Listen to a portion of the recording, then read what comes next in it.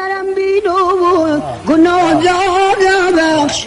هر جرم که کردم مرا لله بخش از بادی هوا تشکین را مفروش ما را به سری خاک رسول الله بخش باز در جلوه در آن نغمه سرآموخته کشا توتی فکرت و ترنم بنما فکر شورا ذکر خدا در دل و جان از دل و جان ورد زبانم ده خدا را او کریمی که بود خالق اشیا احد فرد توانا صمد قادر یکتا ز سراتا و سریام همه جازر و فیدا همه را دیده بینا ملکی واجد یکتا که او من بی ولد است بی بدل است و یقین بی خلل است و احد است و ازل است من و تمید خداوند کجا قوت ما را باز میگن ناطق لالش نرسد کس و جلالش نبرد پی به وصالش متفکر ز جمالش شب و روز و موسالش که ز قدرت من خورشید منور کند و باز با آن آند و گل آرد و از صنع کشد چشم ز خارا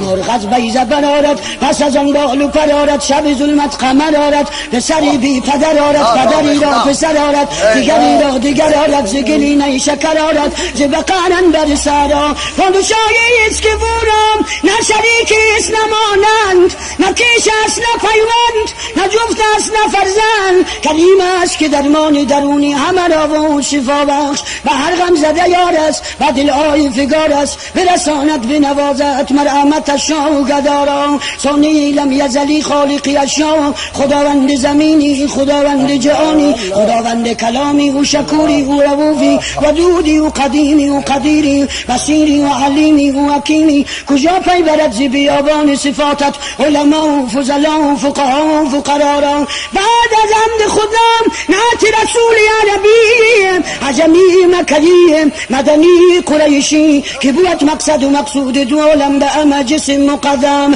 سبب آدم و خاتم که بود سید و سرور و صفات از همه بهتر که خدا کرده قبولش به همه چیز رسولش بنموده بستوده در الطاف کشوده بینگل لطف خداوند عطا را خواجه یرد و سرا شمع و دا بدر و دجا عین عطا فخر رسول بر سر فل مقصد کل عادی دین صدر نشین گشته چون میر زمین مای زمان شافی ما هم به خدا روز جزا جرم و خطا را قصه کوتاکی از آنجا شد و بالاتر و بالا شد بر فوق ثریا شد بر گنبد خود شد نزدیک و یکتا شد از بر دلی ما شد در یاد مقامی که نبیند کسی غیر محمد و هر پایه آن قصد نظر کرد طلب کرد نقارا پس خواست نبی که نعلین ز عجلین برون آرد و پس در رود سید